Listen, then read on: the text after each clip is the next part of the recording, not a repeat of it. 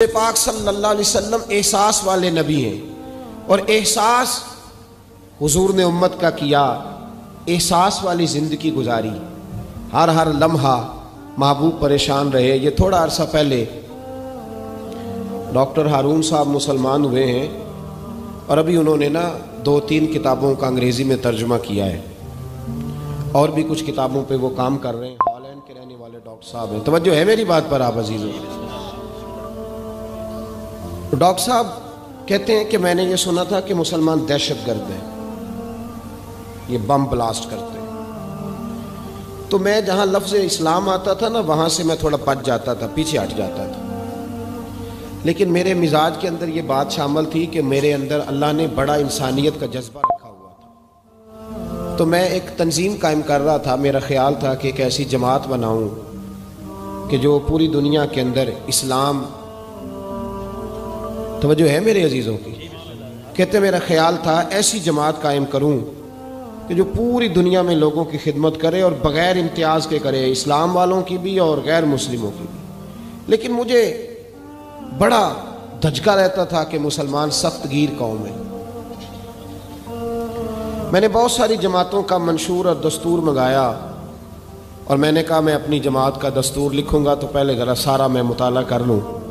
ڈاکٹروں کا ٹیبل ہوتا ہے، اس کے اوپر شیشہ لگا ہوتا ہے، نیچے وہ جو چیز ضروری ہوتی ہے وہ رکھ لیتے۔ کہتے ہیں کہ مصر کے مولانا صاحب آئے ہوئے تھے ہالینڈ کے دورے پر، اچھی انگریزی جانتے تھے، تو کسی وجہ سے علیل ہو گئے۔ میرے پاس وہ آئے اور انہوں نے دیکھا کہ میں انسانی حقوق پر کچھ لکھ رہا ہوں، کام کر رہا ہوں، تو وہ دیکھ کر کے مجھے کہنے لگے کہ ڈاکٹر صاحب آپ کوئی تنظیم قائم کر رہے ہیں؟ میں نے کہا ہاں۔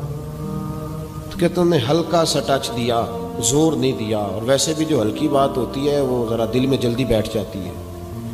کہتے ہیں ہلکا سا ٹچ دیا، کہنے لگے اگر کبھی موقع ملے تو میرے نبی پاک کی بھی سیرت پڑھ کے دیکھیں، بس ہلکی سی بات، اور وہ جملہ چھوڑ گئے۔ اعلیٰ حضرت فاضل بریلوی علیہ رحمہ نے لکھا ہے ضروری نہیں کہ تم جو کہہ رہے ہو وہ منوا کے اٹھو، لیکن میسج ضرور چھوڑ دیا کرو۔ جب انسان کے ذہن میں بات ہوتی ہے یہاں سٹاک ہوتا ہے جب بات کا، تو جب وہ کام کرنے لگتا ہے تو ایک دفعہ وہ بات سامنے ضرور آتی ہے، کہہ دیا کرو۔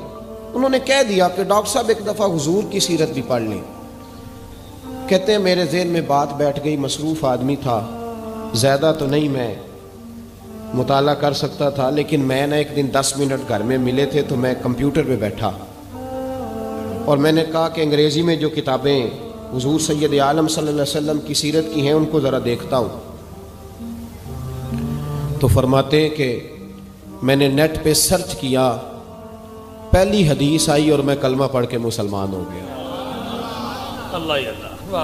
حدیث کہاں ہے؟ سبل الہدی والرشاد میں بھی ہے، کنز العمال میں بھی ہے، مسند احمد میں بھی ہے، ابن اسحاق میں بھی ہے، ابن اشام میں بھی ہے، اور شاید سیرت کی تمام کتابوں میں آپ کو روایت مل جائے۔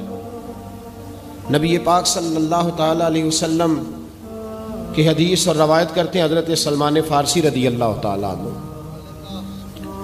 اور ساتھ ہیں سیدنا بلال حبشی رضی اللہ تعالیٰ عنہ۔ فرماتے ہیں ہم گھر سے نکلے، حضور نے فرمایا ذرا جلدی چلو، ایک ضروری کام ہے۔ فرماتے ہیں بڑی تیزی کے ساتھ آج روٹین سے ہٹ کر محبوب نے تیز تیز قدم مبارک اٹھائے، تیز تیز، اور فرماتے ہیں ایک گلی ہم نے کراس کی، دوسری گلی میں جو پہنچے تو پھٹے پرانے کپڑے، سادی سی بی بی، اور حالت بتاتی تھی کہ بیچاری کسی غریب گھر کی ہے۔ وہ سڑک پہ کھڑی تھی اور رو رہی تھی۔ میرے کریم رسول نے فرمایا بلال اسے پوچھو کیا مسئلہ ہے، کیوں روتی ہے؟ تو حضرت سلمان عرض کرتے ہیں میں نے کہا حضور میں پوچھ لیتا ہوں، آپ جائیے، کام بڑا ضروری ہے جو نکلیں، میں معلومات کرتا ہوں۔ تو محبوب نے فرمایا نہیں، اس کے آنسو پوچھنے سے ضروری کوئی کام بھی نہیں، پہلے اس کی داد رسی ہوگی، اسے پہلے پوچھا جائے گا۔ روتے نہیں رہتے لوگ گھروں میں، لوگ گزر نہیں جاتے چپ کر کے؟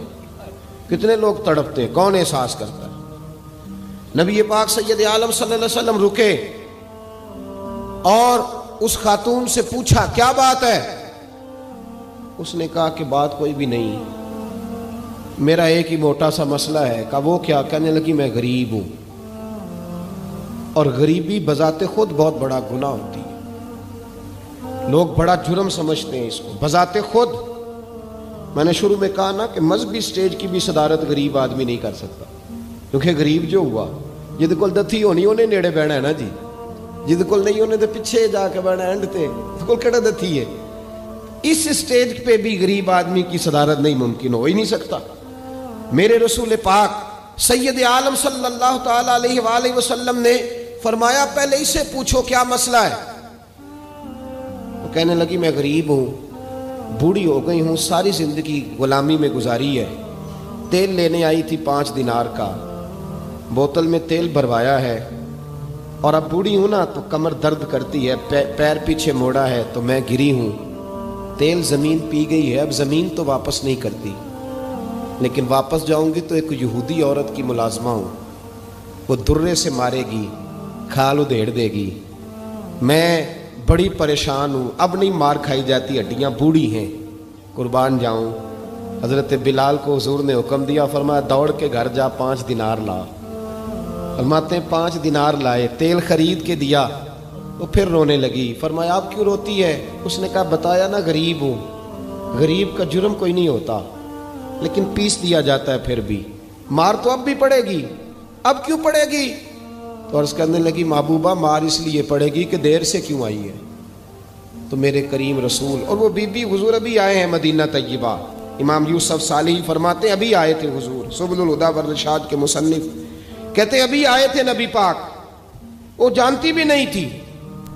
تو سید عالم صلی اللہ تعالی علیہ وسلم نے فرمایا اچھا مار پڑے گی؟ کہا ہاں۔ او بھائی کونسلر جو کل آپ کو کہہ رہا تھا نا میں آپ کا خادم ہوں، کونسلر بے گناہ، بلکہ ہمارے ایس ایچ او صاحب اگر چودھری پہ پرچہ آ جائے تو اس کو ٹیلی فون کر کے پوچھتے ہیں صاحب جی تھوڑے خلاف درخواست آئی ہے، کی کرنا ہے؟ تو غریب آدمی بیچارہ، اس کی غلطی یہ تھی کہ وہ غریب تھا تو اس نے ریڑھی لگا لی چوک میں، اس کو دبوچ کے لے گئے، تینوں پتہ نہیں اتنے نکلوئی دا، تو اس کے پاس کل انویسٹمنٹ ہی 5000 تھی، سارا لے گئے۔ پھر وہ کونسلر صاحب کے پاس چلا گیا ہے، سر میرے نال چلے آ جائے ذرا میں تھانے جانا ہے۔ انہوں نے کہا گڈی کرائی ہے، پیسے ہے نہیں ایویں تھانے جائیے ہے۔ اب وہ گاڑی لایا ہے، پتہ نہیں کہاں سے لایا ہے، تھانے پہنچا ہے، اور یہ ہے ہمارا حال کہ وہ ایس ایچ او بھی بیٹھا ہے کرسی پہ اور کونسلر بھی کرسی پہ بیٹھا اور وہ غریب پیروں میں بیٹھا ہے اور ہاتھ باندھ کے کہہ رہا میری ریڑھی دے چھڈو، میریاں 4 دھیاں نے تو میں شامی کھانا کھڑنا ہے۔ کدھر گیا امت کا وہ ذوق؟ ساری زندگی نعتیں سننے والوں بتاؤ تو صحیح نعت نے تاثیر کیا دی ہے روح کو؟ اگر ابھی بھی گھاڑی غریب کے پاس کھڑی نہیں ہوتی تو پھر کیا اثر ہوا ساری زندگی نعت سننے کا؟ میرے مصطفیٰ کریم سید عالم صلی اللہ تعالی علیہ وسلم نے فرمایا اس خاتون سے یہاں کونسلر ساتھ نہیں جاتا، کہتا ہے کر دیا ٹیلی فون، سویرے 9 بجے پہنچ جانا۔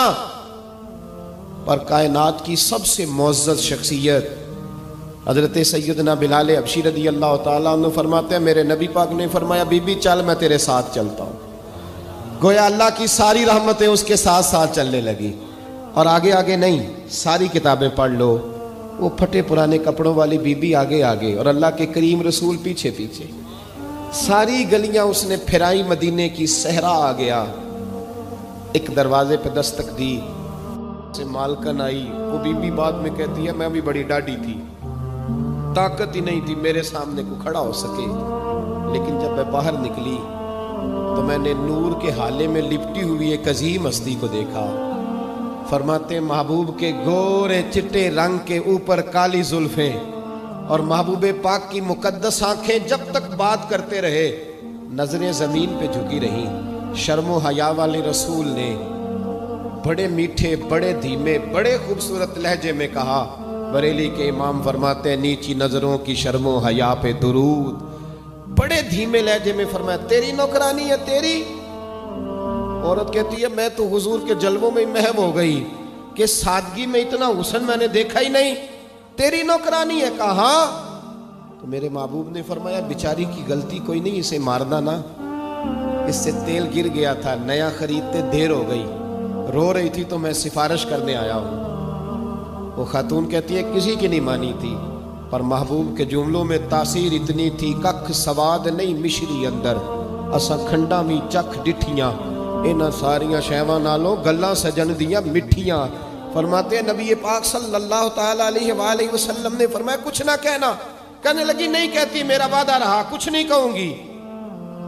اب میرے حبیب نے پھر نظر اٹھائی اور اس غریبنی کی طرف دیکھا اور فرمایا تو اگر کہے تو میں جاؤں، تو اگر کہے تو میں خود بھیک دیں، خود ہی کہے منگتے کا بھلا ہو، تو اگر کہے تو میں جاؤں. اس نے خراج پیش کیا تو چند آنسو گرائے. کہنے لگی محبوبہ جیسے بندہ نوازی. حضور نے رخ پھیرا، حضرت بلال کہتے میں پیچھے رہ گیا. میں پیچھے رہ گیا تو وہ دونوں بیبیاں دوڑ کے میرے پاس آئیں. کہنے لگی بتا تو صحیح ہے کون، یہ بتا تو صحیح کون تھے. تو حضرت بلال کہنے لگی تم نہیں جانتے. جناب بلال فرمانے لگے یہی تو ہیں جنہیں اللہ نے سچا رسول بنا کے بھیجا ہے. بیبیاں دوڑ کے آئیں. کہنے لگی محبوبہ دروازے تک آئے ہو تو خالی تو نہ لوٹاؤ، مہربانی فرماؤ ہمیں بھی کلمہ پڑھا دو. ڈاکٹر ہارون کہتے ہیں وہ بیبیاں وہاں کلمہ پڑھ رہی تھی اور میں حدیث پڑھ کے کلمہ پڑھ رہا تھا. بھائی